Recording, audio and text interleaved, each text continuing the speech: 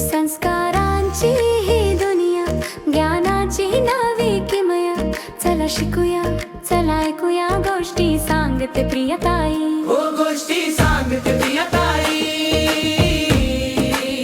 हो गोष्टी सांगते प्रियताई.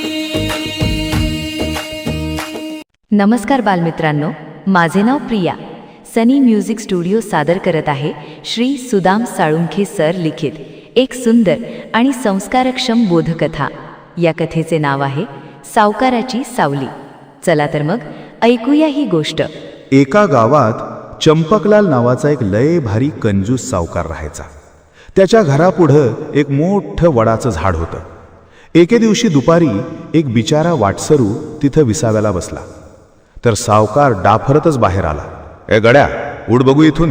हे झाड माझं आहे, ही जागा माझी आहे आणि ही सावली बी माझीच आहे. फुकटची सावली घ्यायला लाज नाही वाटत का तुला? अरे पण सावकार, ऊन बघा कसं तडतडतंय. बरं बोला, या सावलीची किंमत काय घेणार? ह्याला चांगला लुबाडतो आता. हे बघ, 100 रुपये काढ, मगच सावलीत बस. वाटसरूनं मुकाट्याने 100 रुपये दिले. जसा सूर्य कल्ला तशी झाडाची सावली सरकत सावकाराच्या ओसरीवर अन थेट घरात शिरली.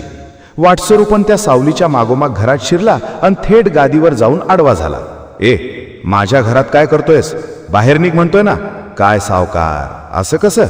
मी तुमची सावली 100 रुपयाला विकत घेतली. आता ही सावली जिथं जाईल तिथे मी जाणार. आता सावली तुमच्या घरात शिरल्या म्हणून मी बी राहायचा? सावकार पार घामे घूम झाला. त्याला आपली चूक उमजली. त्यानं वाटसरूचे पाय धरले, त्याचे पैसे परत केले आणि आपली सुटका करून घेतली. मग काय मुलांनो, आवडली ना गोष्ट? या गोष्टीचा बोध असा की अति लोभ आणि लबाडी नेहमी अंगाशी येते. पुन्हा भेटूया.